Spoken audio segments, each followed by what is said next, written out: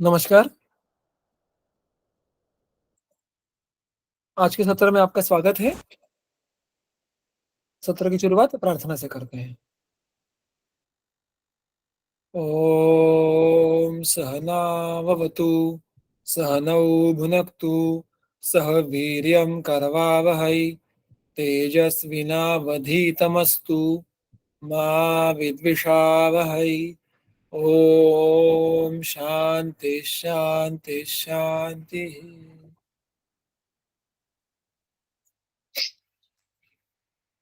अध्याय स्नेहाध्याय का जो आज का अंश है वो शुरू करने से पहले इस सप्ताह में जो मेरे पास कुछ दो तीन प्रश्न आए थे उनके उत्तर जो मैंने उनको कुछ लोगों को मैं वैयक्तिक स्तर पे दे देता हूँ, किंतु ये प्रश्न मुझे लगे कि अगर सबके सामने में उत्तर दूं तो अधिक अच्छा होगा, और कुछ इनका केवल टाइप करके उत्तर देना ये मेरे क्षमता के बाहर था, तो इसलिए मैंने प्रश्न ही आपके सामने रखे हैं और उस पे जो मेरा मंतव्य है वो मैं आपके सामने सबके साथ सामायिक करूंगा। जो पहला प्रश्न है मराठी में है, मैं पढ़ता हूँ और फिर उसके बारे में मेरा मंतव्य आपके सामने रखता हूँ की शोधनाच्या पूर्वीच्या स्नेहपानाला रूक्षण पाचन अपेक्षित असेल तर आपण रूक्षण बस्तीचा उपयोग करू शकतो का। प्रश्न बहुत ही अच्छा है, व्यावहारिक है, क्योंकि ऐसे बहुत सारे व्यवहार ये कुछ कुछ वैद्यों की तरफ देखे जाते हैं। तो अर्थात एक विद्यार्थी ने पूछा हुआ ये प्रश्न है।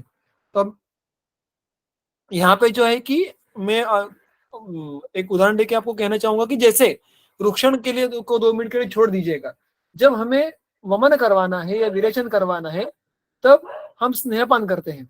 जब हमें निरोह बस्ती करवाना है तो हम उसके पूर्व कर्म स्वरूप अनुवासन करते हैं। यानी किस मार्ग से वो कर्म हो इसमें भी कुछ आवश्यक बातें हैं। केवल किसी भी मार्ग से वो कर्म करवाना ऐसा अभिप्रेत नहीं है। अतः स्नेहपान कर करके वमन करवाना, सॉरी निरोह बस्ती करवाना या स्नेह बस्ती दे दे के वमन विरेचन करवाना यह संयुक्तिक नहीं होगा। उनके लिए आइडियल पूर्व कर्म जिस मार्ग से आप औषधि देने वाले हैं उसी मार्ग से स्नेह अंदर जाना भीतर जाना यह अपेक्षित है। ये जैसे वहां पे है वही तर्क यहाँ पे देख सकते हैं। वैसे देखने के लिए जाए तो रुक्षण बस्ती, अब उस प्रश्न की तरफ आते हैं कि रुक्षण बस्ती ऐसा साक्षात उल्लेख बृहत्रय में प्राय कहीं देखने के लिए मिलता नहीं है। अगर कहीं होगा तो मुझसे शायद छूटा होगा, लेकिन जितना भी सुश्रुत चरक आदि के निरो बस्ती का युगों का अध्ययन किया है उसमें रुक्षण की साक्षात अपेक्षा नहीं है। किंतु फिर भी अब देखो कि अनेक विध परंपराओं में मुख्यत्वे दक्षिण भारतीय परंपरा में बस्तियों रुक्षण बस्ती नाम से कुछ योग का उपयोग किया जाता है, और अर्थात बस्ती रुक्षण करेगा इसमें कोई दो राय नहीं है। लेकिन अब देखिएगा बस्ती के दो जो स्थूल प्रकार होते हैं उत्तर बस्ती को छोड़ के, वो है स्नेह बस्ती और निरोह बस्ती। स्नेह बस्ती की स्नेह अपेक्षा स्नेहन है और निरोह बस्ती से अपेक्षा शोधन की है। अर्थात रुक्षण बस्ती अगर कोई करना हो तो वो इनमें से शोधन या निरोह बस्ती के अंदर क्लासिफाई होगा। और इसलिए जब हमें कोई बस्ती साध्य रुग्ण है उसमें रुक्षण करना है जिसमें वात के साथ साथ कफ का बला अच्छा खासा होगा, संसर्ग होगा या अनुबंध होगा, तब ऐसे अवस्था में इस विशिष्ट अवस्था में रुक्षण बस्ती के बारे में सोच सकते हैं। अन्यथा स्नेहपान के पूर्व कर्म स्वरूप रुक्षण बस्ती ये मार्ग भिन्नता के कारण योग्य नहीं होगा, ऐसा मेरा मंतव्य है। रुक्षण पाचन करना है तो वो मुख मार्ग से करना, आहार या मुख मार्ग के औषध द्वारा करना, ये वमन या विरेचन के पहले वाले स्नेहपान के पूर्व संयुक्तिक होगा। ये हो गया ये पहले प्रश्न का उत्तर। जो दूसरा प्रश्न है यहाँ पे वो है कि जैसे वमन वमन के लिए हम आकंठ पानार्थ दुग्ध देते हैं, तो आजकल का व्यवहार क्या है, मुख्यतः शहरों में तो अर्थात हमें जो पैकेज्ड मिल्क मिलता है, थैली मिलती है, उसका दुग्ध हम लेते हैं और उस दुग्ध का हम वमनोपभोग के द्रव्य के अनुसार उपयोग करते हैं। अर्थात वमनोपभोग के द्रव्यों का संस्कार जठराग्नि के द्वारा नहीं होता, उनका पचन नहीं होता। अतः जिस प्रकार वो अंदर उसका पान करते हैं तो कुछ देर बाद उनका कार्य होने के बाद वह मुख मार्ग से ही बाहर निकल जाते हैं। तो क्या उस दुग्ध की अगर पाचन की अपेक्षा नहीं है तो क्या वैसे भी शोधन के पूर्व कर्म में अभ्यंतर स्नेहपान के लिए हम सिद्ध न किया हुआ प्लेन घृत का उपयोग कर पाएंगे क्या, क्योंकि उसकी भी सात्विक की अपेक्षा नहीं है। ये इस प्रश्न का क्रक्स है। तो लेकिन तो उत्तर का जो इसका हिस्सा है उसके बारे में बात करूंगा कि देखिएगा ये जो तुलना है वो थोड़ी सी मैं कहूंगा कि सदोष है, क्योंकि वमनोपग जो द्रव्य है वो साथ में नहीं होने चाहिए, ऐसी कोई बात नहीं है। उसके साथ साथ आगे चलकर जो स्नेहपान के लिए भी सेवन करना है, उसके साथ में की अपेक्षा नहीं होनी चाहिए, ऐसा नहीं है। क्या साथ में नहीं होना चाहिए, तो ये शायद बात पिछले सत्र में हुई कि नहीं, मुझे इतना स्मरण नहीं है। किंतु अगर आप चरक सिद्धिस्थान अध्याय क्रमांक 1 देखें, वहां पे चक्रपाणी जी ने इस बात का बहुत सुंदर वर्णन किया है कि देखिएगा, स्नेह मात्रा साथ में होती है, केवल स्नेह साथ में होगा ऐसा नहीं है। शायद से हमने बात पिछले सत्र में की थी कि साथ में होना यह मात्रा का विषय है, साक्षात उस स्नेह नामक द्रव्य का नहीं है। अतः सात्म्य का मुद्दा यहाँ पे ये वैलिड नहीं होगा। अब जो इसके पहले का प्रश्न था वो कि क्या अभ्यंतर स्नेहपान के लिए प्लेन घृत का उपयोग कर सकते हैं क्या, असिद्ध घृत का उपयोग कर सकते हैं क्या? देखिएगा, इसके लिए स्नेहपान का वमन या विरेचन के पूर्व कर्म स्वरूप जो उपयोग है उसके बारे में सोचना होगा।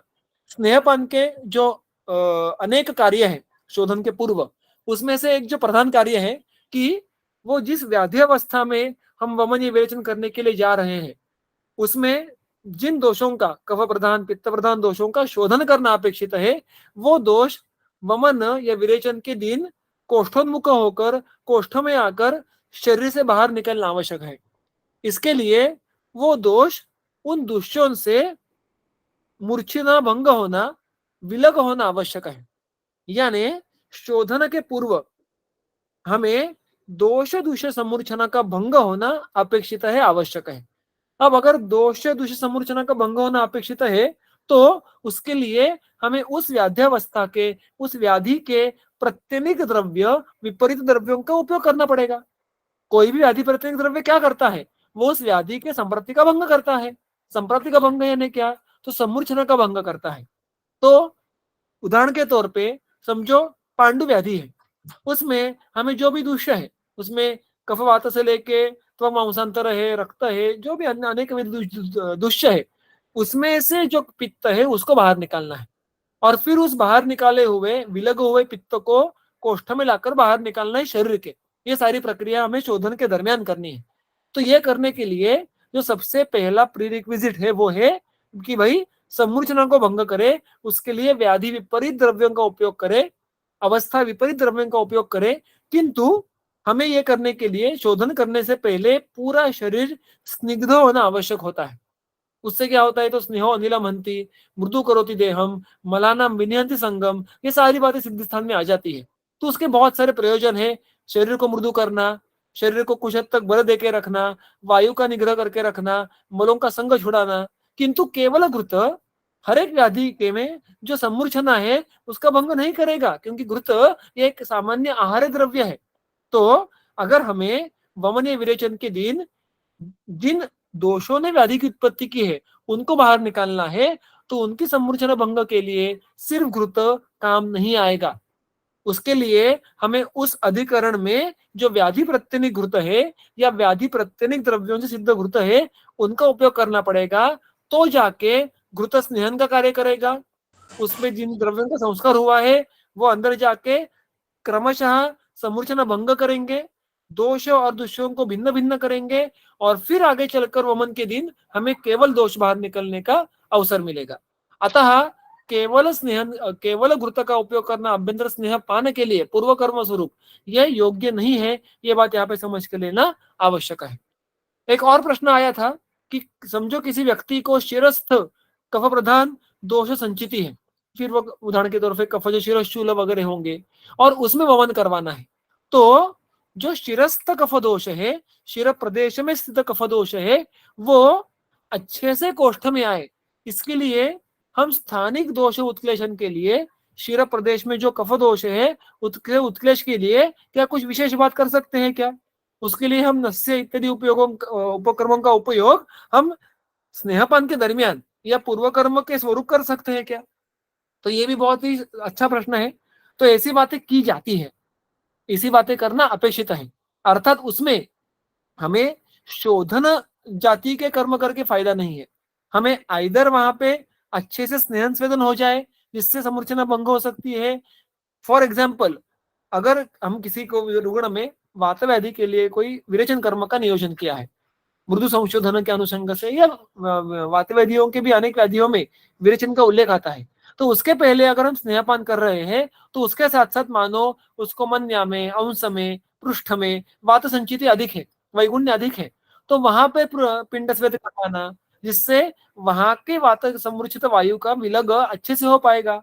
अगर शिरो शूल के लिए कर रहे हैं तो अनेक सारे वैद्य शिरोधारा करते हैं, शिरो स्नेहन विशेष रूप से करते हैं। तो ये उपक्रम किस किस विचार के आधार पर उसका नियोजन कर सकते हैं, तो हमें वहां स्थित जो दोष है उनका अच्छा खासा समूर्छना भंग होने का प्रयास करना, इसके लिए अच्छा स्नेहन और अच्छा स्वेदन, ये उसकी मुख्य उपक्रम की बातें हैं। तो वो साध्य करने के लिए आप फिर नस्य का भी उपयोग कर सकते हैं, उसमें कोई दिक्कत नहीं है। अगर उत्क्लेश करना है या दोषों को अच्छे से विलग करना है, जो दो शरीर का विभाग अधिक पीड़ित है, जो शरीर का विभाग अधिक दुष्ट है, वहां पे कोई विशेष स्थानिक कर्म करना ये उल्टा पूर्व कर्म में बहुत ही उपयोगी सिद्ध होता है। ये बात बिल्कुल सत्य है। तो ये जो प्रश्न आपने पूछा था कि क्या शिरस्थ संप्राप्ति के लिए कोई विशेष पूर्व कर्म कर सकते हैं क्या, तो बिल्कुल कर सकते हैं। शिर स्नेहन, शिर प्रदेश में स्वेदन से लेकर अन्य उपक्रम भी आप पूर्व कर्म के दिनों में कर सकते हैं, जिससे वहां पे स्थित दोष ये कोष्ठ में तुलनात्मक रीत्या आसानी से आ सकते हैं। ठीक है, तो ये 3 अच्छे प्रश्नों का उत्तर देने का प्रयास मैंने किया था। Now will move ahead with the मात्रा। जो मात्रा के बारे में कुछ सूत्र आते हैं, जो उसका जो प्रश्न है मूलतः जो हमने देखा था कि इस अध्याय के शुरुआत में प्रश्नों की एक लंबी लिस्ट आती है और उस प्रश्न के क्रम से ही हमें उत्तर मिलते हैं। तो यहाँ पे जो अभी आगे का प्रश्न है वो क्या है, वो मुख्यत्वे मात्रा के बारे में है। कति मात्राः कथम मानाः काचकेषु उपदिश्यते। मात्राएं कितनी है, वो किस प्रकार उनको गिना जाता है, और कौन सी मात्रा का किन अवस्थाओं में उपदेश किया जाता है। इस प्रकार के कुल मिला के 4 प्रश्न मात्रा के बारे में पूछे गए हैं और उनके उत्तर यहाँ से आरंभ होते हैं। सबसे पहले जो सूत्र है वो कति मात्रा, हाँ मात्रा कुल मिला के कितनी है उनके उत्तर देंगे। देखिएगा, अहोरात्रम अह कृत्स्नम अर्धाहम च प्रतीक्षते प्रधाना मध्यमा रस्वा स्नेह मात्रा जराम प्रति इति तिसरः समुद्दिष्टा मात्रा स्नेहस्य मानतः तासां प्रयोगान् वक्ष्यामि पुरुषं पुरुषं प्रति। अहोरात्रम, अहह, कृत्स्नम और अर्धाहम, ये मात्राओं की कालगणना हो गई 3। अहोरात्र यानी दिन रात मिला के पूरा, जिसको हम आज की परिभाषा में 24 घंटे कहेंगे। कृत्स्नम अहहा, कृष्ण यानी संपूर्ण, अहहा यानी दिन, डे टाइम। तो अभी उसके बारे में जो एक टीका है वो बाद में देखेंगे, लेकिन यहाँ पे 2 मतांतर आते हैं टीका में और फिर उसमें से टीकाकार इसका खंडन कर देते हैं। एक जो सीधा साधा मत है जो हम भी समझते हैं कि भाई दिन पूरा यानी हम 24 के 12 घंटे करेंगे, किंतु कुछ टीकाकार ऐसा, कुछ अन्य जो टीकाकार है वो ऐसा भी मत प्रस्तुत करते हैं कि भाई दिन में उस काल में दिन में जितने घंटे होंगे उतने घंटे समझ के लेना है। जब दिन ग्रीष्म में बड़े होते हैं, हेमंत में छोटे होते हैं, तो दिन को दिन ही पकड़ना है, सूर्योदय से लेकर सूर्यास्त तक वहां पे घंटों का हिसाब करना या इस प्रकार से गिनती करना यह अयोग्य है। किंतु इस दूसरे मत का खंडन चक्रपाणी जी अपनी टीका में करते हैं और वो कहते हैं कि ऐसी बात नहीं है। यहाँ पे पूरा दिन, आधा दिन, ये उपलक्षणार्थ है। यहाँ पे हमें 24 घंटे, 12 घंटे और 6 घंटे इस प्रकार से ही समझना अपेक्षित है। ये बात पहले जान के लीजिएगा। अब ये जो पहला 1.5 सूत्र है, 1.5 सूत्र, उसका मैंने 3 वाक्यों में उनकी रीअरेंजमेंट की है, जिससे हमें उसका अर्थ लगना बहुत ही सुलभ हो जाएगा। पहली मात्रा कौन सी है, कुल मिला के मात्रा कितनी है, इति तिसरा मात्रा।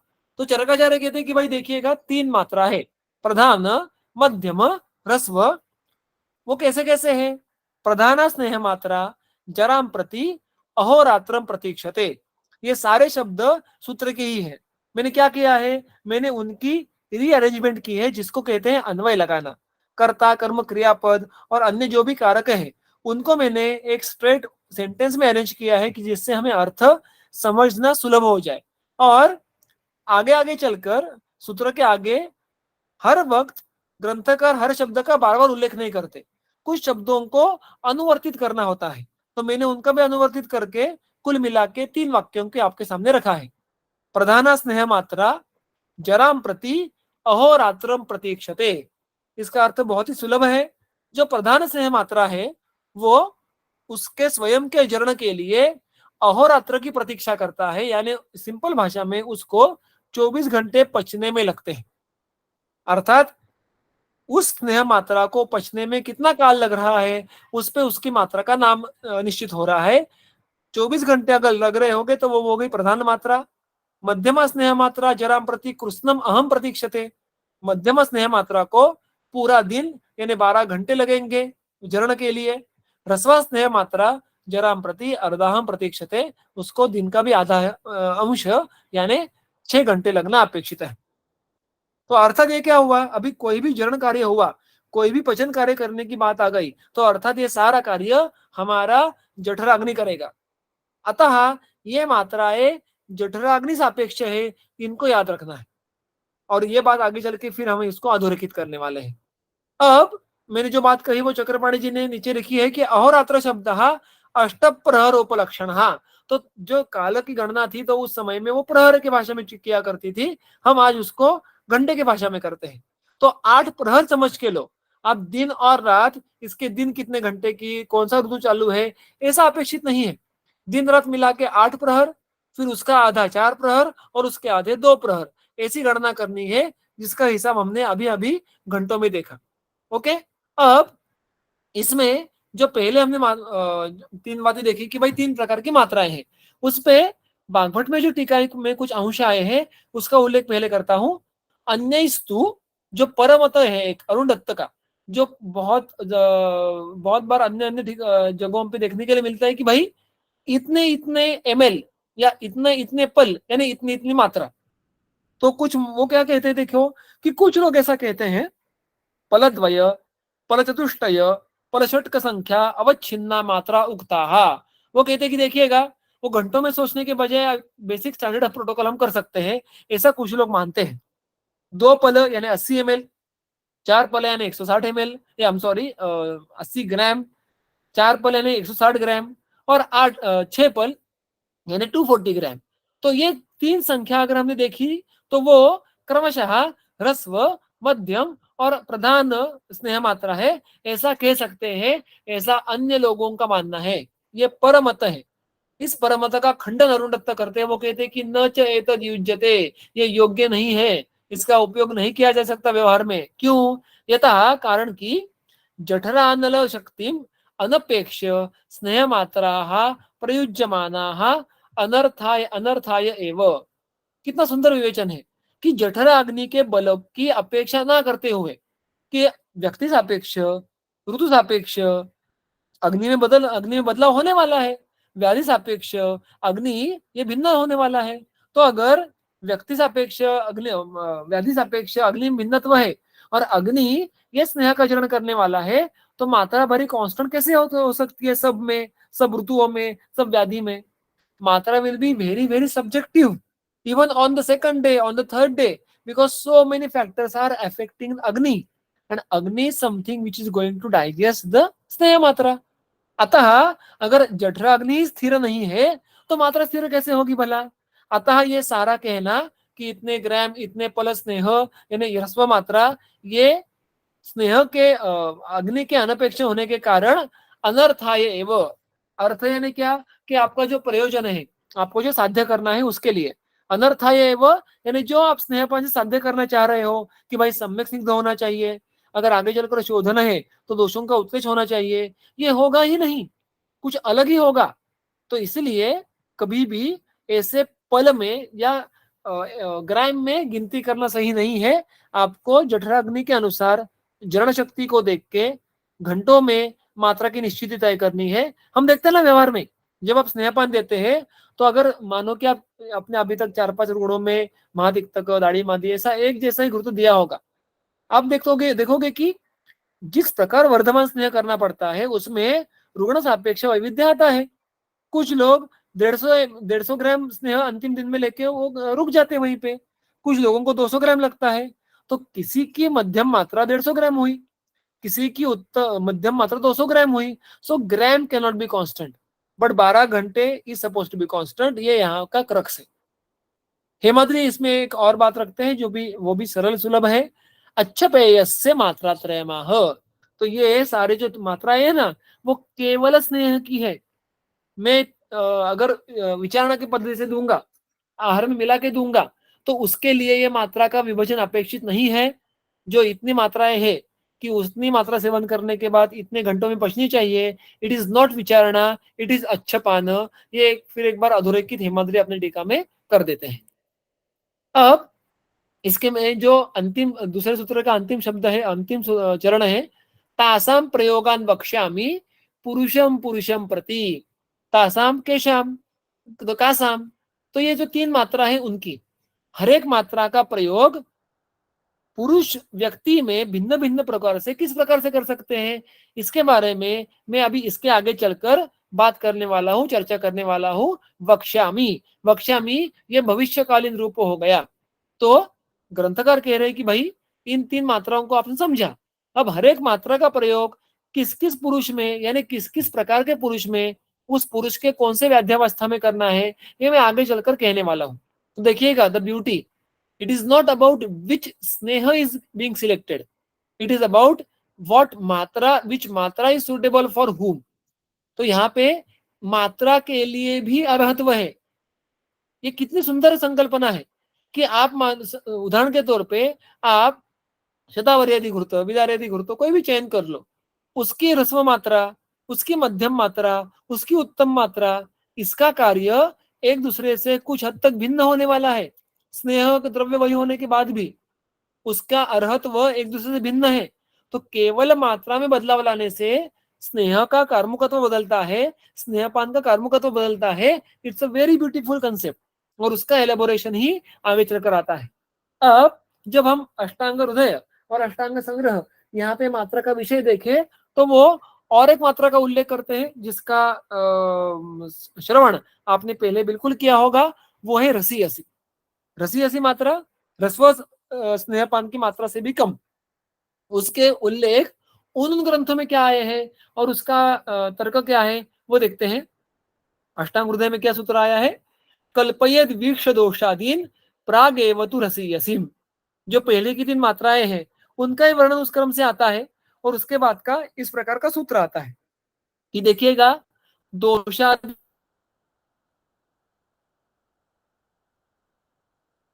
वीक्ष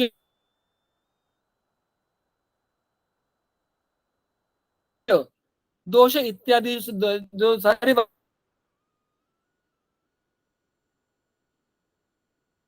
बातें हैं, दुष्यम देशम बलम कालम की ही कल्पना करना, योजना करना। तो उन्होंने स्पष्ट रूप से निर्देश दिया है कि भाई आपको किसी रुग्ण में अगर अच्छा स्नेह पान का आरंभ करना है और उसके लिए आपने रुग्ण का पूरा परीक्षण कर लिया, फिर भी शुरू करना है तो रसी असी मात्रा से करो, ऐसा स्पष्ट निर्देश वाग्भट देते हैं। रसी असी मात्रा क्या है क्या, वो आगे आएगा। अब ऐसा क्यों करना है, इसका जो एलेबोरेशन है वो टीका में भी आया है, लेकिन संग्रह में साक्षात आया है।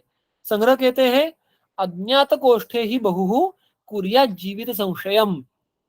तो मुख्यतः कोष्ठ का अंदाजा होना, कोष्ठ का सम्यक परीक्षण होना, यह स्नेहपान शुरू करने के समय, आगे चलकर कर्म का एग्जीक्यूशन होने के समय अत्यंत आवश्यक है। जितना अच्छा ज्ञान यह अग्नि का होना चाहिए, उतना ही अच्छा ज्ञान कोष्ठ का होना चाहिए, मुख्यत्वे शोधन कर्मों के पूर्व। और यहाँ पे स्नेहपान से ही हमें उसकी अपेक्षा होना आवश्यक है। अगर कोष्ठ का ज्ञान नहीं हुआ और कोष्ठ को जाने बिना बहु बड़े प्रमाण में अगर स्नेहपान का सेवन किया गया और अगर वो स्नेह आवश्यकता से अधिक मात्रा अति योग सिद्ध हुआ, तो जीवित संशयम कुर्यात, वो उस रुग्ण में साक्षात जीवित संशय यानी मृत्यु का भय भी उत्पन्न कर सकता है। That is the possible of the complication, expanse of complication. So thing is that अगर आपको स्नेहपान शुरू करना है और अगर आपको गलतियां नहीं करनी है, तो भाई आप रसी ऐसी मात्रा से शुरू करना। अब रसी ऐसी मात्रा यानी कितनी मात्रा, ग्रंथ में साक्षात उसका उल्लेख नहीं आता, किंतु हेमाद्रि कहते हैं कि देखिएगा रस्व से भी कम मात्रा तो याम परिणामिनी मात्रा, एक याम में जिसका परिणमन हो जाएगा वो उस व्यक्ति की रसी ऐसी मात्रा। तो इस प्रकार से जब हम बात करते हैं तो 6 घंटे के आधा यानी 3 घंटे। सो जो मात्रा, जो स्नेह मात्रा 3 घंटे में पचेगी वो उसकी रसी असी। अब देखिएगा, मैंने अभी अभी कहा वैसे कि इतने वेरिएशन आ सकते हैं कि एक व्यक्ति में विदार्यदि की रसी हसी मात्रा भिन्न हो सकती है क्योंकि वो थोड़ा गुरु है, दाढ़ेमदी की रसी हसी मात्रा थोड़ी अधिक हो सकती है क्योंकि वो लघुदीपन द्रव्य सिद्ध है. सो इवन द रसी हसी मात्रा as per the ghrita in a single person might be different. Same ghrita can be different in the same व्यक्ति इन डिफरेंट काल. ग्रीष्म में दाढ़ीमदी घृत उसी व्यक्ति के लिए रसी हसी मात्रा उसकी भिन्न होगी, हेमंत में वही मात्रा भिन्न होगी क्योंकि इन सारी अवस्थाओं में अग्नि बदल रहा है. और इसलिए 3 घंटे एक याम is the only constant thing. वो जिस मात्रा में हो रही है वो उस स्नेह की, उस व्यक्ति की, उस अवस्था की रसी हसी मात्रा. This logic is applied to be all kinds of मात्रा. ओके. और इसीलिए प्रायः हम जब भी रुग्ण में स्नेह पाने शुरू करते हैं शोधन के पूर्व, वमन विरेचन के पूर्व, तो जो हम प्रायः एक जो अंदाजा बैठता है दृष्ट कर्मत्व कृत कर्मत्व के अनुसार कि पहले दिन में मात्रा कितनी दे, तो प्रायः 3 घंटे में पचने वाली होनी चाहिए. तो उससे हमें अंदाजा क्या आता है कि भाई मुझे ये सारा कैलकुलेशंस एंड प्रेडिक्शंस का गेम है. आप अंदाजा बांधने वाले हो कि इसमें डे 1 पे मैं अगर इतना दूं तो अगर ये मेरे सारे जो अवस्थाओं के अंदाज है वो जितने सही होंगे तो इसको इतने घृत की इतनी मात्रा इतने घंटे में पचनी चाहिए. अगर आपने मानो दाढ़ीमदी घृत 40 ml किसी रुग्ण को दिया और आपका अंदाजा है कि भाई अगर ये 3 घंटे में पचा तो ये इस रुग्ण की रसी सी मात्रा हुई और उस घृत को पचने के लिए 4 घंटे लग गए, तो आपको समझ में आएगा कि नहीं, जो मैंने मात्रा दी उससे कुछ कम मात्रा इस रुग्ण की है. उसका कारण कुछ भी हो सकता है, अग्नि कम है, कोष्ठ क्रूर है, वगैरह वगैरह. तो इसके लिए हमें क्या देखना पड़ेगा कि अब उस रुग्ण की रसी हसी मात्रा इतनी हो गई, अब मैं इस अनुषंग से आगे आगे का स्नेहपान शुरू रखूंगा. So that is how we should do practically also. इसलिए बहुत सारे वैद्य इसी प्रकार से स्नेहपान का जो विधि है उसका आरंभ करते हैं.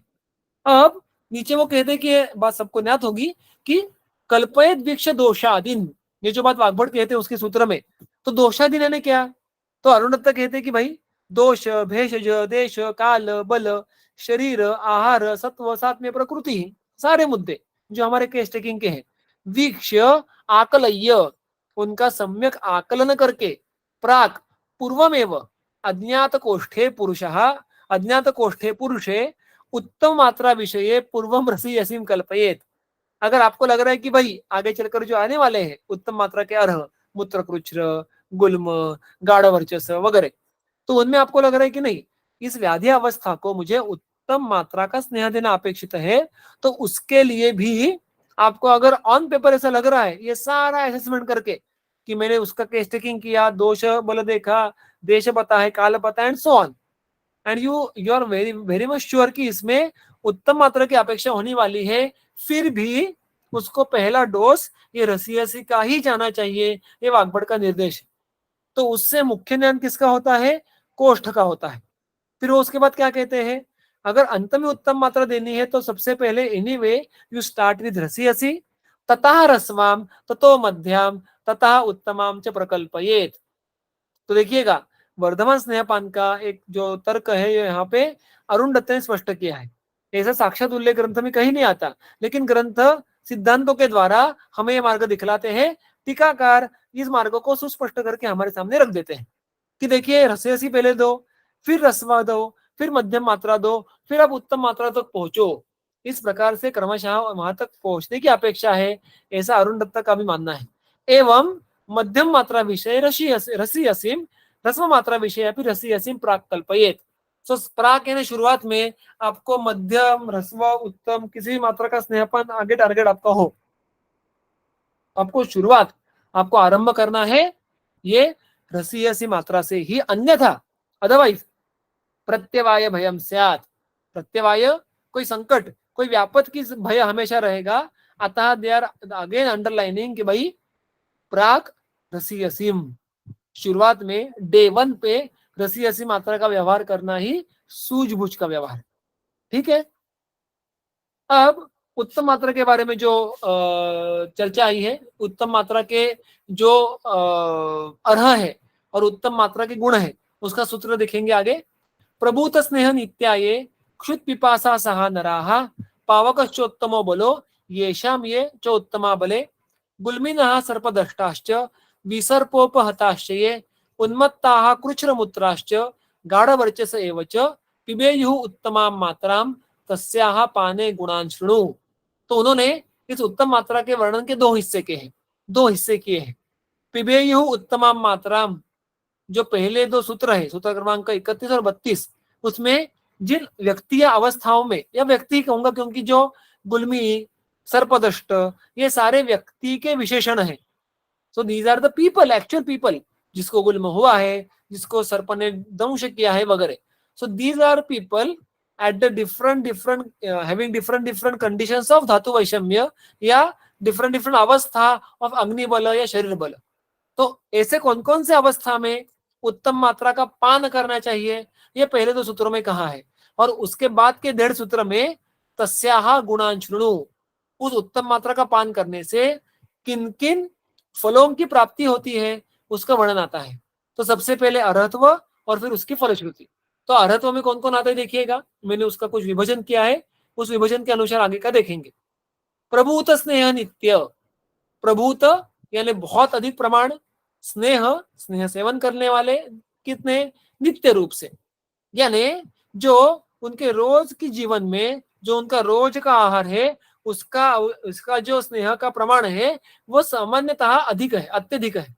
तो जिनको अधिक प्रमाण में स्नेह सेवन करने के सात्म्य है, सात्म्य का अर्थ क्या है कि वो सहजता से प्रभुत मात्रा में स्नेहन का सेवन करते हैं और वो उनके लिए दोष प्रकोप आदि विकृतियां नहीं करवाता, वो उनके लिए उपशय सिद्ध होता है, साथ में सिद्ध होता है, स्वस्थ वृत्त के लिए हितकर सिद्ध होता है, स्वास्थ्य के लिए। अतः ऐसे व्यक्ति जिनके सम्यक नियमित आहार में बड़े पैमाने पे स्नेह का सेवन किया जाता है रेगुलरली, वो हो गए प्रभुत स्नेह नित्य।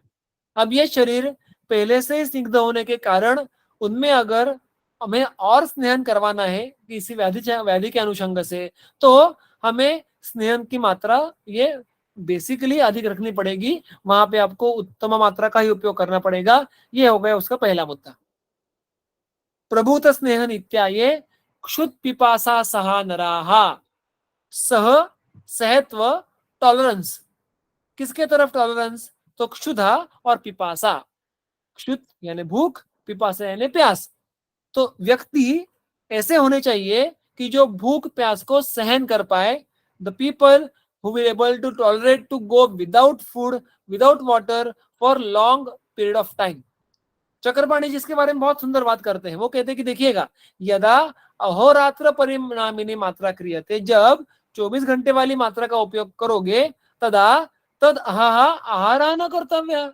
अर्थात अगर हमने सुबह 7 बजे, जो हमने यानी किसी रुग्ण ने सुबह 7 बजे अगर उसके लिए 300 ml ये उत्तम मात्रा है उसका सेवन किया और अग्नि द्वारा सब कार्य योग्य रूप से हो रहा है, तो उसको 24 घंटे लग जाएंगे स्नेह का जरण पूर्ण करने के लिए।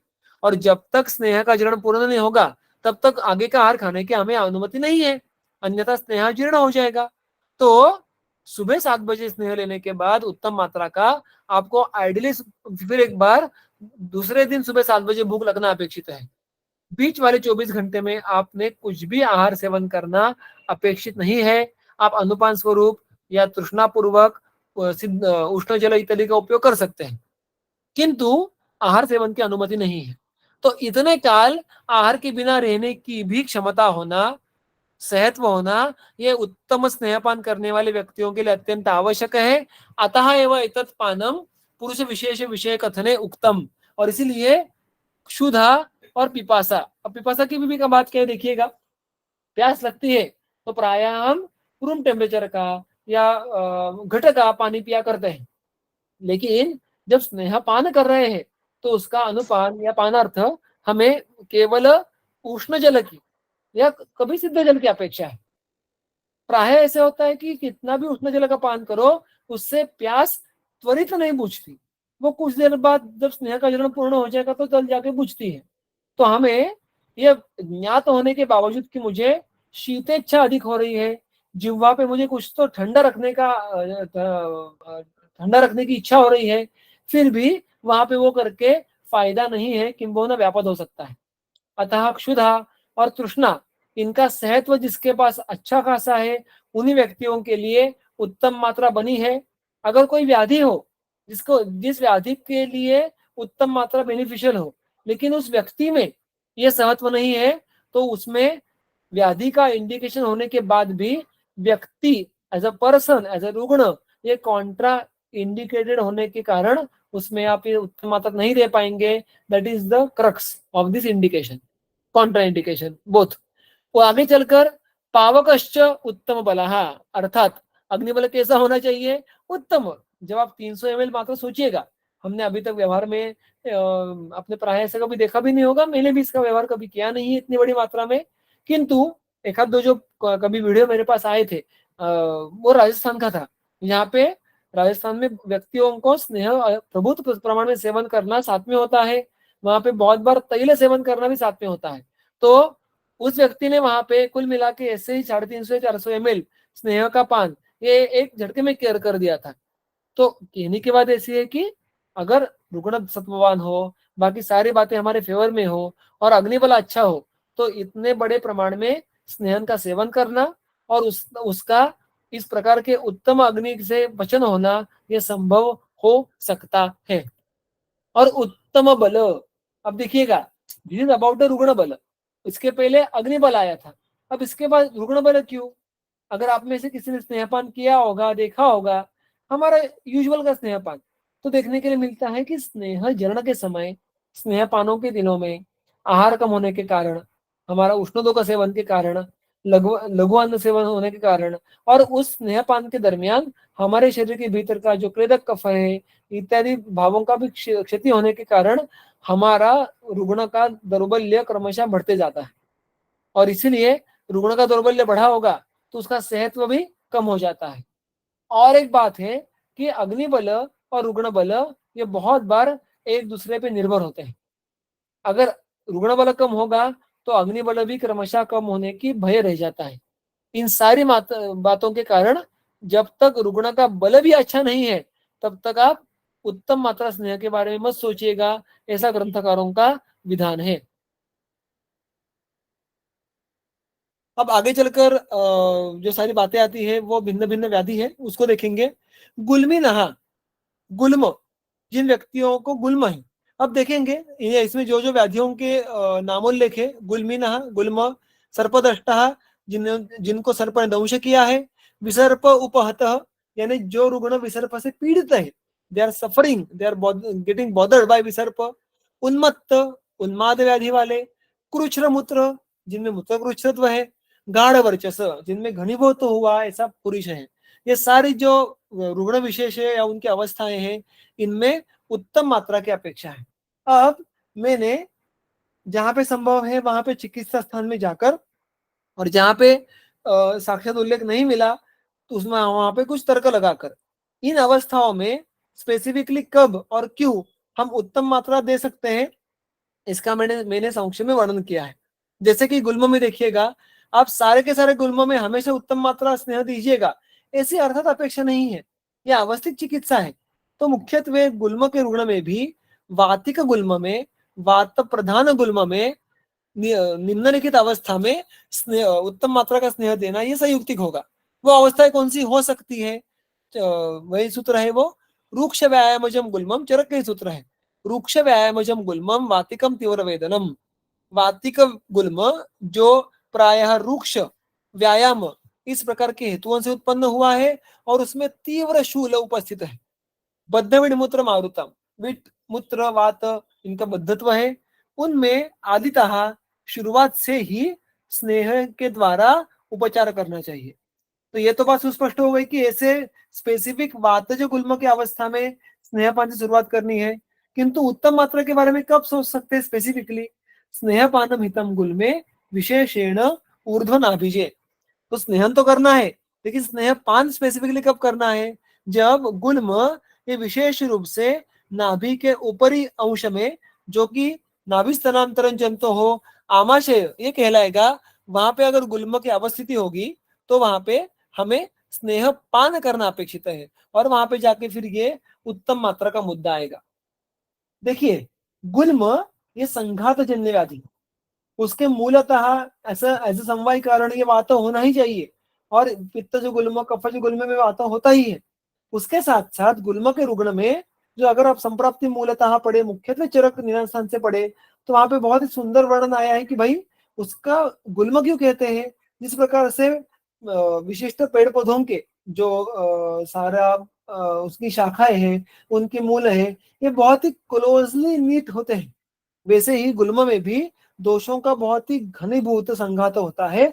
और उसके चलकर आगे इन प्रकार के व्यक्तियों में जो कोष्ठ होता है वो रुक्ष और कठिन हुआ होता है। महास्रोतस अत्यंत रुक्ष और कठिन हो जाता है। अब इस चिकित्सा के लिए हमें वात प्रधान व्याधि का विबंध फोड़ने के लिए वात के विपरीत गुणों वाला बड़े प्रमाण में द्रव्य का सेवन करना अपेक्षित हो गया, विच इज नथिंग बट स्नेह। अतः गुल्म में उन्होंने उत्तम मात्रा का निर्देश किया होगा। सर्पदष्ट, जब सर्पदंश की आप अगर भिन्न भिन्न चिकित्सा उपकरण देखो, तो सर्पदंश ये सबसे प्रथम रक्त में जाता है, रक्त में फैलता है, फिर जाके वो आगे आगे उसका जो क्रम दिए है, वेग दिए है, वो हम सब पढ़ सकते हैं।